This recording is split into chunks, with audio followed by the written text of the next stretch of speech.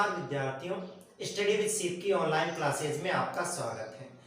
जैसा कि अपन साइंस के अंदर चल रहे थे, पीएच स्केल चल रहा था अपने, और अपन ने कल के क्लास में क्या पढ़ा था, अपन ने पीएच के बारे में पढ़ा था कि पीएच स्केल होता क्या है, क्या काम आता है ये स्केल और क्यों अपने जरूरी है ये। आज उसी को आगे चलते हुए, और जो कल अपन ने सारणी पढ़ी थी वो सबसे महत्वपूर्ण सारणी है, उसको आप बार बार पढ़िएगा, उनको आप याद करने की कोशिश कीजिए कि किसका पीएच मान कितना होता है। आज अपन आगे चलते हैं और आगे चलते अपन पढ़ते हैं कि अपने जो दैनिक जीवन में है ना, दैनिक जीवन में पीएच का काम कहाँ कहाँ होता है। तो आज की जो अपनी हेडिंग होगी, आज का जो टॉपिक होगा वो अपना क्या होगा, वो होगा दैनिक जीवन में पीएच का महत्व। कहाँ पे? दैनिक जीवन में, डेली लाइफ के अंदर अपन बहुत जगह क्या करते हैं, पीएच स्केल को यूज लेते हैं। तो दैनिक जीवन में पीएच का महत्व, दैनिक जीवन में पीएच का महत्व, पीएच का क्या महत्व होता है जो कल पढ़ा था अपन ने उसका। तो सामान्यतः देखो, वैसे तो देखें तो कि है ना, जितनी भी चीजें हैं वो कुछ अम्लीय होती है, कुछ क्षारीय होती है, कुछ उदासीन होती है। तो दैनिक जीवन के अंदर बहुत सारी चीजें होती है जहाँ पे अपन क्या करते हैं, इनको काम में लेते हैं, पीएच स्केल से माप के अम्ल और क्षारों को कौन तीव्र है कौन मंद है, दुर्बल अम्ल है कौन प्रबल अम्ल है, कौन दुर्बल क्षार है कौन प्रबल क्षार है, इसको बताता है ये। तो अब अपन क्या करते, अपने सिलेबस के अंदर 4 या 5 प्रकार से पीएच का दैनिक जीवन में उपयोग है, अपन उन्हीं को पढ़ेंगे।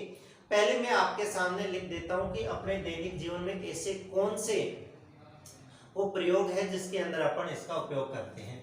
तो पहला जैसे मैं लिखता हूं, क्या पहला लिखता हूं मैं, दंत क्षय, यानी मुंह के अंदर दांत होते, इन दांतों का क्या होने लग जाता है, क्षय होने लग जाता है। दंत क्षय का मतलब दांत क्या होने लग जाते हैं, खराब होने लग जाते हैं धीरे धीरे। इसको पढ़ेंगे, इसके अंदर अपने पीएच का महत्वपूर्ण उपयोग है। दूसरा पढ़ते अपन, देखो उदर में अम्लता, उदर बोल दो या अपना शरीर बोल दो, उदर का मतलब पेट, मानव शरीर के अंदर पेट जो होता है उसको क्या बोला जाता है, उदर बोला जाता है। तो उदर में अम्लता यानी अपना पेट जो है, उदर जो है वो क्या करता है, हाइड्रोक्लोरिक अम्ल स्त्रावित करता है, अपन ने पढ़ा था। तो उसके अंदर इस पीएच का उपयोग कैसे करते हैं। तीसरा है अपना अम्लीय वर्षा, यानी वर्षा होती है, वो वर्षा कब अम्लीय हो जाती है और कब वर्षा वो जो होती है शुद्ध वर्षा होती है।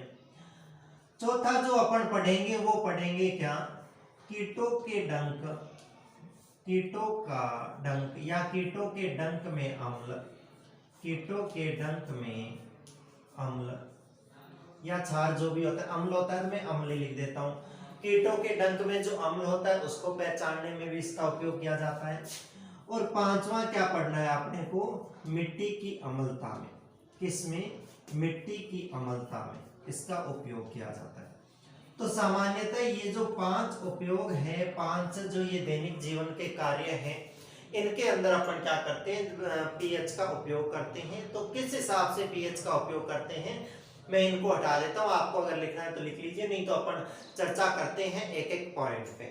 तो चलिए, पहला जो पॉइंट है अपना क्या है, पहला पॉइंट है अपना दंत क्षय, और इस दंत क्षय पे अपन चर्चा करते हैं कि दंत क्षय किस प्रकार पीएच मान जो है वो दंत क्षय को किस प्रकार बताता है। तो देखो, अपना जो मुख है, अपने मुख की जो पीएच मान होती है वो पीएच मान कितनी होती है, कल अपन ने पढ़ा था कि अपने मुख की पीएच मान कितनी होती है, 6.5 होती है ना। लगभग अपने मुख की पीएच मान कितनी होती है, अपने मुख की पीएच मान जो होती है वो कितनी होती है, 6। अब यदि क्या होता है कि अपने मुख के अंदर, जैसे सामान्यतः अपना मुख है, अपने मुख की पीएच मान अपन जानते हैं कितनी होती है, 6.5 होती है। परंतु क्या होता है, जैसे ही अपन भोजन खा लेते हैं और कुल्ला कर लेते हैं, सामान्यतः कुल्ला कर लेते हैं पानी से, तो फिर भी क्या होता है, छोटे छोटे जो भोजन के टुकड़े हैं वो अपने दांतों के चिपके हुए रह जाते हैं। वो भोजन के टुकड़े हैं क्योंकि अपने मुंह के अंदर बैक्टीरिया उपस्थित होते हैं, वो बैक्टीरिया क्या करते हैं, उस भोजन का जो पीछे अवशिष्ट बच गया, भोजन तो आगे चला गया पर उसके थोड़े थोड़े अवशिष्ट जो बच गए, उन अवशिष्टों के साथ में वो क्या करते हैं, बैक्टीरिया वो होते हैं रिएक्शन करते हैं, और बैक्टीरिया रिएक्शन करते हैं तो क्या उत्पन्न करते हैं, अम्ल उत्पन्न करते हैं। तो अम्ल उत्पन्न करते हैं तो क्या होता है कि अम्ल की मात्रा ज्यादा हो जाती है, अपन जानते हैं ज्यादा होती है तो पीएच का मान क्या होने लग जाता है, कम होने लग जाता है। तो बैक्टीरिया क्या करते हैं, अम्ल उत्पन्न करते हैं, अम्ल उत्पन्न करने से हमारे मुख की पीएच मान क्या होने लग जाता है, कम होने लग जाता है। मुख का पीएच मान यदि 5.5 से भी कम हो जाए, 5.5 तक तो फिर भी चलता है, अगर मुख का मान 5.5 से कम हो जाए तो दांतों के ऊपर जो ये इनेमल होता है, लाल लाल रंग के जो मसूड़े होते हैं, इनका क्या होने लग जाता है, क्षय होने लग जाता है। और इनका क्षय होने लग जाता है तो इसको क्या कहते हैं, अपन दंत क्षय कहते हैं। अगर अपने को इससे बचना है तो अपने को क्या करना चाहिए, जब भी भोजन करते हैं उसके बाद में अच्छे से मंजन करना चाहिए, और उस मंजन के अंदर भी क्या होने चाहिए, क्षारीय पदार्थ होने चाहिए। उन क्षारीय पदार्थों से अगर कुल्ला करते हैं तो जो अम्ल है उसको वो क्या कर देते हैं, उदासीन कर देते हैं, और अपन दंत क्षय से बच सकते हैं। तो अपने दंत क्षय के अंदर कैसे उपयोगी हुआ ये, अपने ऐसे उपयोगी हुआ कि अपन क्या करें, पीएच स्केल से अपन पता कर ले कि अपने मुख का पीएच मान है वो 5.5 से कम तो नहीं हो गया, अगर कम हो गया तो अपन दंत क्षय से ग्रसित हो सकते हैं, और इसका बचाव करने के लिए अपने को किसका उपयोग करना चाहिए, क्षारीय पदार्थों का। तो मैं इसको लिखता हूं, आप साथ साथ में लिख लीजिएगा। देखो दंत क्षय, मैं यहाँ से लिखना शुरू करता हूँ, आप जल्दी जल्दी लिखने का कोशिश कीजिएगा। मैं लिख देता हूँ, सामान्यतः हमारे मुख का पीएच मान, सामान्यतः हमारे मुख का पीएच मान 6.5 होता है।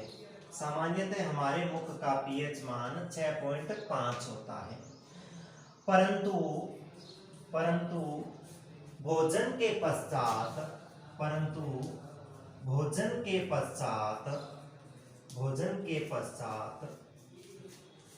दांतों पर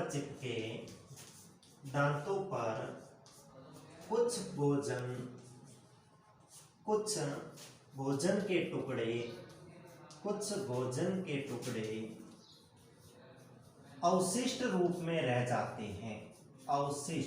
अवशिष्ट मतलब जो शेष बचा हुआ होता है, परंतु भोजन के पश्चात दांतों पर कुछ भोजन के टुकड़े अवशिष्ट के रूप में रह जाते हैं, अवशिष्ट के रूप में रह जाते हैं। हमारे मुख में उपस्थित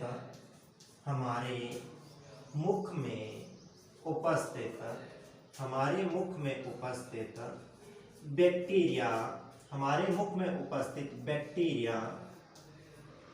हमारे मुख में उपस्थित बैक्टीरिया इन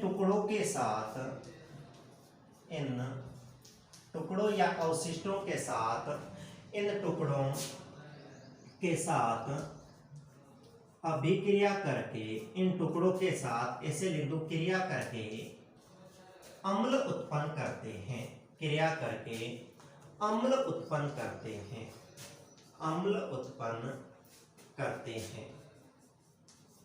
अब अम्ल उत्पन्न करेंगे तो अम्ल पहले से था और ज्यादा अम्ल हो जाएगा।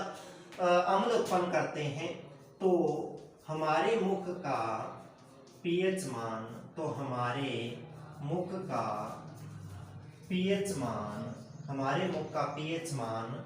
कम हो जाता है, पीएच मान कम हो जाता है।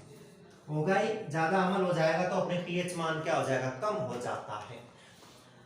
ये पीएच मान कम हो जाता है यदि मुख का पीएच मान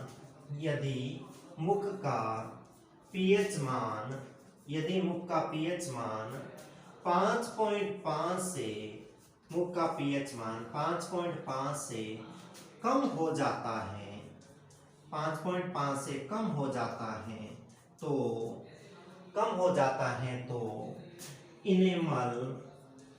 इनेमल जो दांतों के ऊपर होते हैं मसूड़े, उनको बोलते हैं इनेमल। तो इनेमल का क्षय शुरू हो जाता है, इनेमल का क्षय होगा तो फिर दांतों का क्षय होना निश्चित ही है। 5.5 से कम हो जाता है तो इनेमल का क्षय होना शुरू हो जाता है या इनेमल का क्षय शुरू हो जाता है। अतः इससे, किससे, दंत क्षय से, अतः इससे छुटकारा पाने के लिए, अतः इससे छुटकारा पाने के लिए, अतः इससे छुटकारा पाने के लिए भोजन के पश्चात, भोजन के पश्चात, भोजन के पश्चात दंत मंजन, दंत मंजन अथवा दंत मंजन अथवा क्षारकीय पदार्थों से, दंत मंजन अथवा क्षारकीय पदार्थों से, क्षारकीय पदार्थों से मुख की सफाई करनी चाहिए, मुख की सफाई करनी चाहिए, मुख की सफाई करनी चाहिए।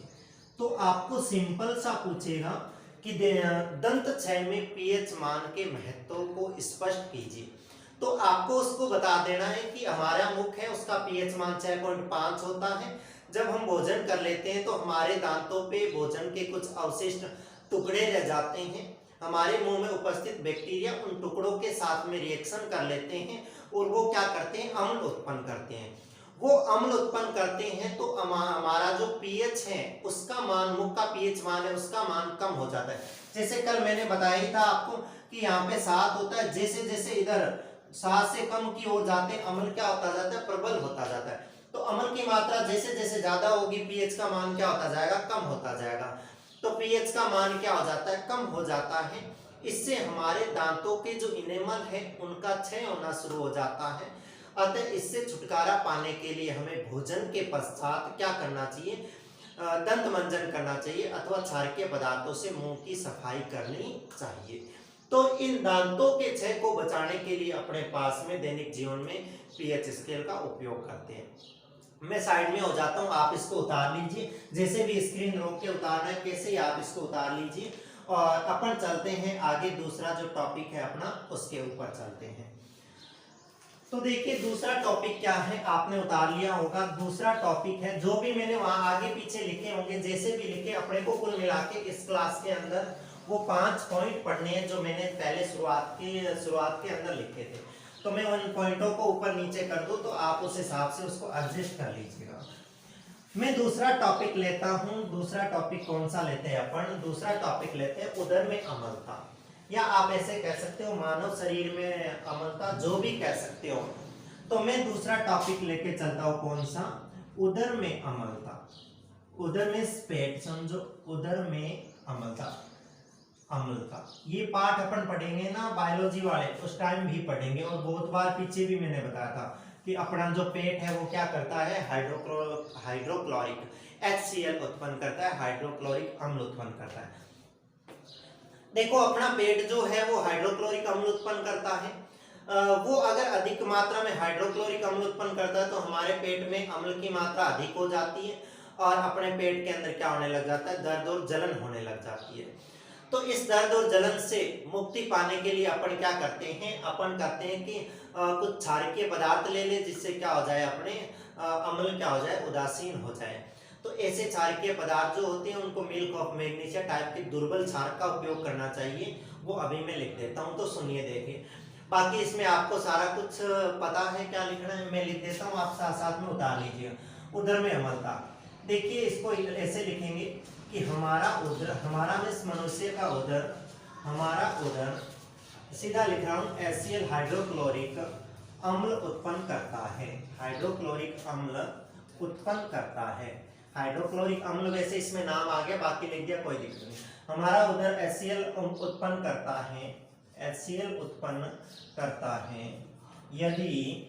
यदि इसकी मात्रा, यदि इसकी मात्रा किसकी, हाइड्रोक्लोरिक अम्ल की, इसकी मात्रा अधिक हो जाती है, यदि इसकी मात्रा अधिक हो जाती है, इसकी मात्रा अधिक हो जाती है, तो इसकी मात्रा अधिक हो जाती है तो हमारे उदर में जलन एवं दर्द होने लगता है। जलन एवं दर्द होने लगता है।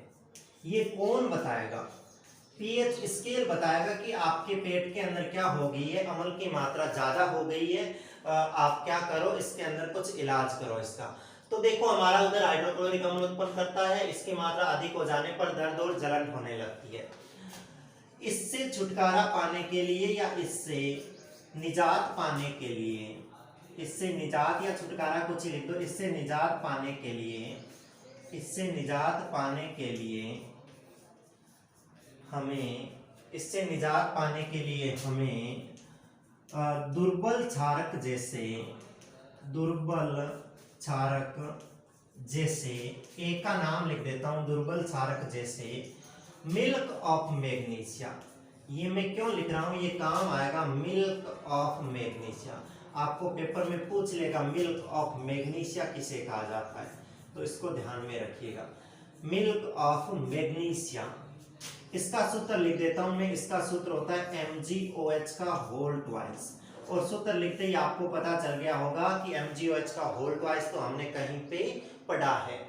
मैग्नीशियम हाइड्रोक्साइड था, ये क्षार पढ़ा था, उस टाइम पढ़ा था, और कल की क्लास में भी अपन ने पढ़ा था। ये एक प्रकार का क्या था, दुर्बल क्षार था। दुर्बल क्षारक जैसे मिल्क ऑफ मैग्नीशिया का प्रयोग करने से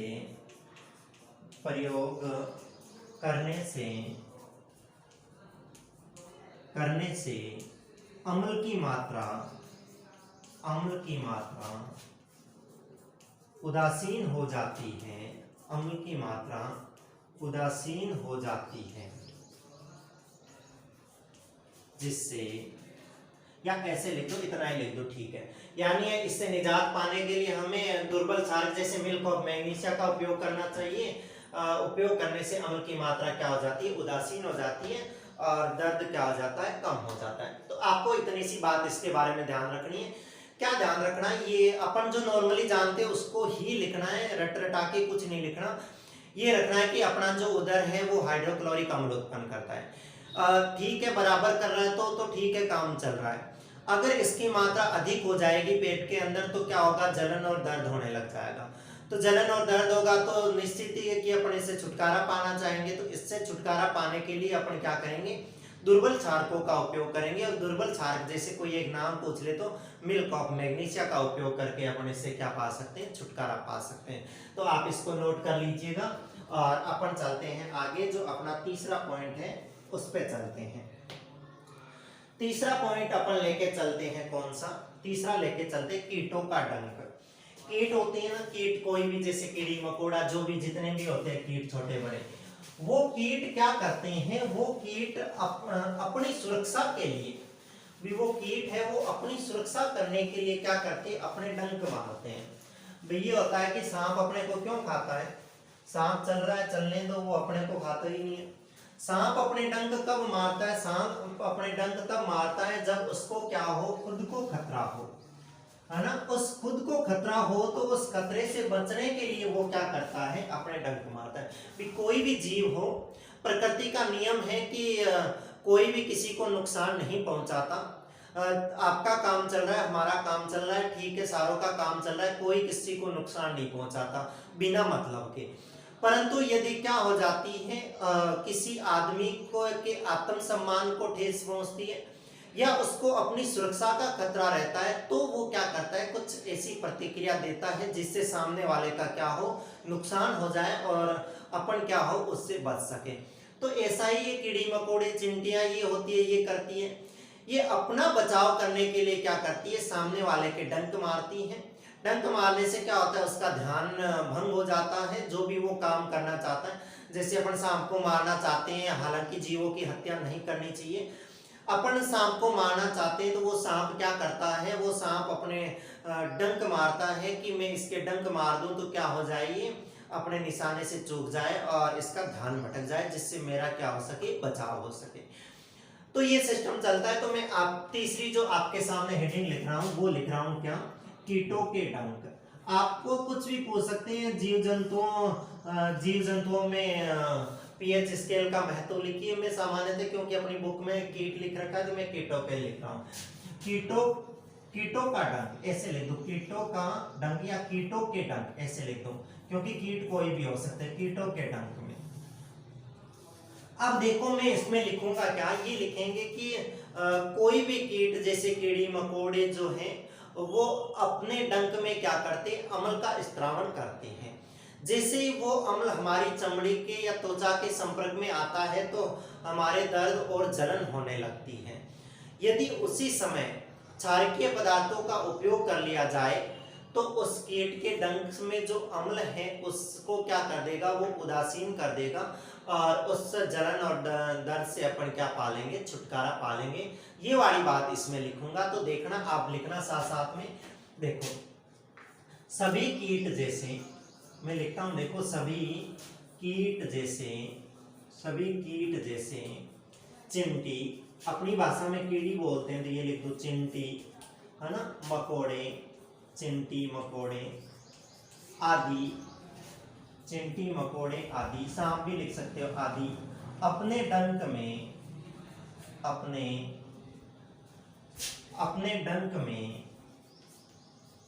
अम्ल का स्त्रावण करते हैं, अपने डंक में अम्ल का स्त्रावण करते हैं, मतलब अम्ल स्त्रावित करते हैं, अम्ल का स्त्रावण करते हैं। जब यह अम्ल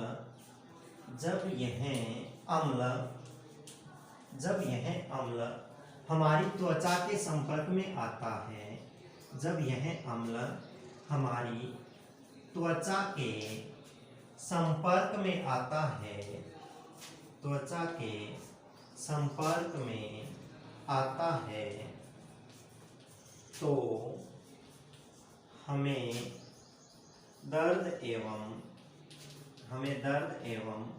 जलन होती है, दर्द एवं जलन होती है, जलन एवं दर्द होती है। इस दर्द से छुटकारा पाने के लिए, इस दर्द से छुटकारा पाने के लिए, इस दर्द से छुटकारा पाने के लिए, इस दर्द से छुटकारा पाने के लिए हमें क्षारकों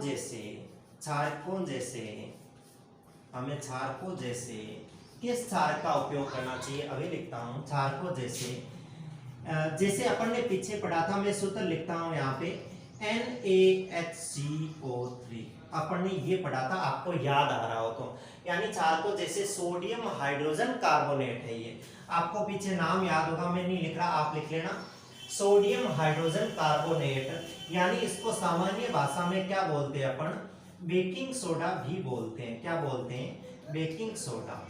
सोडियम हाइड्रोजन कार्बोनेट का उपयोग करने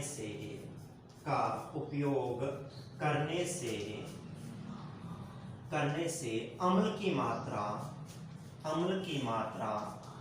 उदासीन हो जाती है, अम्ल की मात्रा उदासीन हो जाती है, और जिससे अपने को क्या मिलता है, दर्द से राहत मिल जाती है, उदासीन हो जाता है, अम्ल की मात्रा उदासीन हो जाती है। आप इसको समझने की कोशिश कीजिए। सभी कीट जैसे चिंटी मकोड़े आदि अपने डंक में अम्ल का स्त्रावण करते हैं। जब यह अम्ल हमारी त्वचा के संपर्क में आता है तो हमें दर्द एवं जलन होती है। इस दर्द से छुटकारा पाने के लिए हमें क्षारकों जैसे सोडियम हाइड्रोजन कार्बोनेट यानी बेकिंग सोडे का उपयोग करने से अम्ल की मात्रा उदासीन हो जाती है तथा हमें दर्द से मुक्ति मिल जाती है। इस बात को आप लिख के आओगे पेपर के अंदर। अगर किसी भी जीव जंतु के डंक में पूछ ले तो वो अम्ल का स्त्रावण करते हैं और किस हिसाब से इससे छुटकारा पाते हैं, तो ये होगा। आप इसको भी उतार लीजिए और अपन चलते हैं बाद में आगे के टॉपिक पर। उतार लिया होगा, आगे चलते हैं अपन कौन सा, आगे चौथा जो टॉपिक है अपना, चौथा टॉपिक क्या है, चौथा जो भी है क्रम के हिसाब से मैं लेके चलता हूँ। चौथा अम्लीय वर्षा। कहते हैं ना कि अम्लीय वर्षा होती है, नाम सुन रखा होगा अपन ने, पीछे पहले एक दो बार बात भी की थी कि अम्लीय वर्षा कैसे होती है, क्या होता है। आज इसकी पूरी डिटेल जानते हैं कि अम्लीय वर्षा वास्तव में कैसे होती है और क्या होती है। तो देखिए चौथी जो हेडिंग है वो अपनी क्या है, चौथी हेडिंग है अपनी अम्लीय वर्षा। क्या है, अम्लीय वर्षा। फिर अब वर्षा जो होती है वो तो पानी की होती है, भाई बरसात होती है उसमें तो क्या आता है, पानी आता है। परंतु क्या होती है, उसकी मात्रा, पानी की मात्रा क्या हो जाती है, अम्लीय हो जाती है। तो उससे क्या होता है कि क्योंकि अपन एक तो शुद्ध पानी पीते हैं, हालांकि कल अपन ने पढ़ा था कि अपन जो पानी पीते हैं नल का पानी पीते हैं, और नल का पानी प्योर होता है एकदम शुद्ध, और उसका पीएच मान कितना होता है, 7 होता है, उदासीन होता है। परंतु बहुत सारे कारण हैं, उन कारणों से क्या होता है, उसके अंदर कुछ अपशिष्ट मिल जाते हैं, जिससे उसका पीएच मान 7 से क्या हो जाता है, कम हो जाता है, और वो क्या हो जाते हैं, अम्लीय हो जाते हैं। और अम्लीय हो जाएंगे तो निश्चित ही है कि उनके अंदर प्रदूषक मिलेंगे, वो हमें नुकसान पहुंचाएंगे। तो ऐसा ही इसमें लिखने वाले हैं कि जैसे अपन नल का पानी शुद्ध मानते हैं ना, वैसे के वैसी वर्षा का जो जल होता है वो एकदम शुद्ध माना जाता है, प्योर जल माना जाता है। उसके अंदर क्या होता है, अगर अपशिष्ट मिल जाए तो वो क्या हो जाता है, अम्लीय हो जाता है। और अम्लीय क्यों हो जाता है, वो अपने वायुमंडल के अंदर जो कार्बन डाइऑक्साइड है अपशिष्ट के रूप में, इससे हो जाता है। तो अपने को इससे छुटकारा पाने के लिए क्या करना पड़ता है, ये जो अपने अपशिष्ट है इन पे क्या करना पड़ता है, नियंत्रण करना पड़ता है, प्रदूषकों पर नियंत्रण करना पड़ता है। तो देखिए मैं लिखता हूं अम्लीय वर्षा। देखो मैं यहां से शुरुआत करता हूं कि वर्षा का जल, मैं ऐसे लिख दूं, सामान्यतः वर्षा का जल, सामान्यतः वर्षा का जल शुद्ध जल माना जाता है। वर्षा का जल शुद्ध जल माना जाता है। वर्षा का जल शुद्ध जल माना जाता है, शुद्ध जल माना जाता है। इसका पीएच मान, इसका पीएच मान, इसका पीएच मान 7 होता है। ये 7 होता है तभी शुद्ध है, एकदम उदासीन है, ना अम्ल है ना इसमें क्षार है। पीएच मान 7 होता है। वर्षा के पश्चात, या ऐसे लिखूं वायुमंडल में, क्या लिखूं, वायुमंडल में, वायुमंडल में उपस्थित, वायुमंडल में उपस्थित कार्बन डाइऑक्साइड, कार्बन डाइऑक्साइड में लिखो CO2, कार्बन डाइऑक्साइड जल के साथ क्रिया करके, कार्बन डाइऑक्साइड जल के साथ क्रिया करके, जल के साथ क्रिया करके कार्बोनिक अम्ल, कौन सा अम्ल, कार्बोनिक अम्ल उत्पन्न करते हैं। कार्बोनिक अम्ल, सूत्र लिख देता हूं कार्बोनिक अम्ल का H2CO3। तो वहां पे जो 4 अपन ने अम्ल याद किए थे, एक और अम्ल याद कर लेना, कार्बोनिक अम्ल साथ क्रिया करके कार्बोनिक अम्ल का निर्माण करते हैं, कार्बोनिक अम्ल का निर्माण करते हैं, कार्बोनिक अम्ल का निर्माण करते हैं, जिससे जिससे जल अम्लीय हो जाता है, जिससे जल अम्लीय हो जाता है। आप लिख सकते हो जिससे जल का पीएच मान कम हो जाता है तथा जल अम्लीय हो जाता है। जल क्या हो जाता है, अम्लीय हो जाता है, सही बात है। अब अम्लीय हो जाता है तो क्या करना चाहिए, अतः अम्लीय वर्षा से, तो ये जल अम्लीय हो जाता है तो इसको अम्लीय वर्षा कहते हैं। अतः अम्लीय वर्षा से, अम्लीय वर्षा से छुटकारा पाने के लिए या निजात पाने के लिए, अम्लीय वर्षा से छुटकारा पाने के लिए, छुटकारा पाने के लिए प्रदूषकों पर, ये जो कार्बन डाइऑक्साइड है ये प्रदूषक है, प्रदूषकों पर नियंत्रण आवश्यक है, नियंत्रण आवश्यक है। ये बात आपको याद रखनी है, प्रदूषकों पर नियंत्रण आवश्यक है। जैसे मैं ये रिएक्शन लिख देता हूं, कौन सी, जैसे अपना H2O है, बरसात का जल होता है, ये H2O है, और वायुमंडल के अंदर क्या होती है, कार्बन डाइऑक्साइड होती है। ये उसके साथ में जैसे रिएक्शन करेगी क्या बना लेगी, H2CO3 बना लेगी, और H2CO3 जो है ये क्या है, कार्बोनिक अम्ल है। तो जैसे पानी में अम्ल की मात्रा बढ़ गई तो निश्चित ही वो क्या हो जाएगा, अम्लीय हो जाएगा। तो याद रखना है कि सामान्य वर्षा का जल शुद्ध माना जाता है, इसका पीएच मान 7 होता है। वायुमंडल में उपस्थित कार्बन डाइऑक्साइड जल के साथ क्रिया करके कार्बोनिक अम्ल का निर्माण करते हैं, जिससे जल का पीएच मान कम हो जाता है तथा जल अम्लीय हो जाता है। अतः अम्लीय वर्षा से छुटकारा पाने के लिए प्रदूषकों पर नियंत्रण आवश्यक है। और सामान्यतः अपन ऐसा कहते हैं कि पहली बरसात के अंदर नहाना नहीं चाहिए, बाहर नहीं निकलना चाहिए, क्योंकि पहली जो वर्षा होती है उसको क्या माना जाता है, अम्लीय वर्षा माना जाता है, क्योंकि ऐसा माना जाता है कि वायुमंडल के अंदर बहुत सारे अपशिष्ट होते हैं, कार्बन डाइऑक्साइड, और क्योंकि लंबे समय से वर्षा नहीं हो रखी होती, जब पहली बार वर्षा होती है तो वो सारे प्रदूषक जो होते हैं उस जल में मिल जाते हैं और वो जल क्या होता है, बहुत ज्यादा अम्लीय हो जाता है, और अम्ल अपने चमड़ी के संपर्क में आएगा तो पता ही अपने को नुकसान होगा। तो इसलिए कहते हैं कि पहली वर्षा के अंदर बाहर नहीं निकलना चाहिए, उसमें नहाना नहीं चाहिए। तो ये अपने अम्लीय वर्षा में भी पीएच मान का बहुत उपयोग है। मैं साइड में हो जाता हूँ, आप इसको उतार लीजिए और आगे चलते हैं। आगे लास्ट जो पॉइंट बच गया अपना वो लिखते हैं। लास्ट पॉइंट है अपना कौन सा, मृदा की पीएच। कौन सा टॉपिक है लास्ट, मृदा की पीएच। मृदा मीन्स मिट्टी। मिट्टी भी होती है, मिट्टी भी अम्लीय हो जाती है, क्योंकि यही प्रदूषक, ये जो पानी है अम्लीय वर्षा वाला, ये पानी क्या करेगा, ये अम्लीय वर्षा का पानी है, ये जाएगा कहाँ पे, मृदा में जाएगा, मिट्टी में जाएगा। मिट्टी में जाएगा तो क्या होगा, मिट्टी में जाएगा तो मिट्टी को भी क्या बना देगा, ये अम्लीय बना देगा, तो फिर वहां भी नुकसान है। तो देखो अगला जो 5वां पॉइंट है, ये 5वां पॉइंट अपने पास में क्या है, मृदा की पीएच। मृदा की पीएच ऐसे लिख देता हूँ हेडिंग, मृदा की पीएच। आपको वो बोल देगा मृदा के पीएच मान या मृदा की अम्लता या क्षारीयता के अंदर पीएच का महत्व लिखिए, तो मृदा की पीएच लिख देता हूँ सीधी। देखो अगर मृदा की जो मात्रा है वो क्या हो, सही हो, मृदा की मात्रा जो है वो उदासीन प्रकृति की हो, तो वो क्या होती है, वहां पे अच्छी फसल, अच्छी पैदावार होने की संभावना होती है। यदि अगर मृदा के अंदर भी अम्लता की मात्रा बढ़ जाएगी तो क्या होगी, अच्छी फसल नहीं होगी, अच्छी पैदावार नहीं होगी। तो अपने को अच्छी पैदावार प्राप्त करने के लिए क्या करना चाहिए, मृदा की पीएच जो है उसको बार बार चेक करवाना चाहिए, क्योंकि लैब होती है, वहां पे जांच होती है कि मृदा की आपकी पीएच मान कितनी है।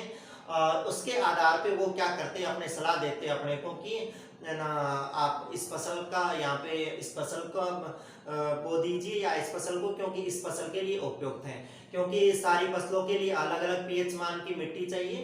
तो उस हिसाब से तो मैं इसके अंदर लिखता हूँ, देखो क्या, संतुलित मृदा, संतुलित पीएच वाली मृदा, ऐसे लिखता हूँ, संतुलित पीएच वाली मृदा। अब संतुलित वो कुछ भी हो सकती है, अच्छी पीएच जो हो, संतुलित पीएच वाली मृदा अधिक उपजाऊ होती है। संतुलित पीएच वाली मृदा, मृदा में मिट्टी अधिक उपजाऊ होती है, अधिक उपजाऊ होती है, अधिक उपजाऊ होती है यदि इसमें अम्लता की मात्रा, यदि इसमें अम्लता की मात्रा अधिक हो जाती है, अम्लता की मात्रा अधिक हो जाती है, अम्लता की मात्रा अधिक हो जाती है, तो मृदा यानी जैसे अधिक उपजाऊ होती है तो मृदा कम उपजाऊ हो जाती है, कम उपजाऊ, या ऐसे लिखो मृदा ऊसर हो जाती है। ऊसर का मतलब क्या होता है, बंजर हो जाती है जमीन, मृदा ऊसर हो जाती है, ऊसर हो जाती है। अतः अच्छी पैदावार प्राप्त करने के लिए या अतः अच्छी फसल प्राप्त करने के लिए, अच्छी फसल प्राप्त करने के लिए, अच्छी फसल प्राप्त करने के लिए, प्राप्त करने के लिए समय समय पर, प्राप्त करने के लिए समय समय पर मृदा की जांच करवानी चाहिए, समय समय पर मृदा की जांच करवानी चाहिए, जांच करवानी चाहिए, तथा उपयुक्त फसल, तथा उपयुक्त फसल ही बोई जानी चाहिए, उपयुक्त फसल ही बोई जानी चाहिए। सही बात है। यानी क्या है कि संतुलित पीएच वाली मृदा अधिक उपजाऊ होती है, यदि पीएच इसमें अम्लता की मात्रा अधिक हो जाए तो मृदा क्या हो जाएगी, कम उपजाऊ या ऊसर हो जाती है। अच्छी फसल प्राप्त करने के लिए समय समय पर मृदा की जांच करवानी चाहिए तथा उपयुक्त फसल ही बोई जानी चाहिए, जो फसल उसको सूट कर रही है वही फसल बोनी चाहिए, तथा तथा विभिन्न क्षारकीय पदार्थों द्वारा विभिन्न क्षारकीय पदार्थों द्वारा विभिन्न क्षारकीय पदार्थों द्वारा विभिन्न क्षारकीय पदार्थों द्वारा मृदा की अम्लता को द्वारा मृदा की अम्लता को दूर किया जाना चाहिए या दूर करना चाहिए। तो ये याद रखना है आपको कि मृदा की पीएच मान में भी कैसे किस हिसाब से अपना जो पीएच स्केल है वो उपयोगी है। तो आप इन बातों को ध्यान रखिए, बार बार इन बातों को पढ़िएगा और अपने दिमाग से इन चीज़ों को समझिएगा कि वास्तव में ये चीज़ें क्या कह रही है। रटना कुछ ही नहीं है, अपने को ये सिंपल देखना है कि भाई हाँ मिट्टी की पीएच मान अच्छी होगी तो फसल अच्छी होगी, अगर मिट्टी की पीएच मान गड़बड़ा जाएगी तो जमीन भी क्या हो जाएगी, उससे हो जाएगी, फसल अच्छी नहीं हो पाएगी। और अपन ये भी जानते हैं कि अच्छी फसल पैदा करने के लिए अपने को उसकी अम्लता दूर करनी चाहिए। अम्लता दूर करनी है तो क्षारकीय पदार्थों का उपयोग करेंगे और बार बार मिट्टी की जांच करवा के अपन अच्छी फसल प्राप्त कर सकते हैं। तो आज की क्लास में तो अपन इतना ही पढ़ते हैं, आगे की क्लास में और पढ़ते हैं। तब तक के लिए धन्यवाद।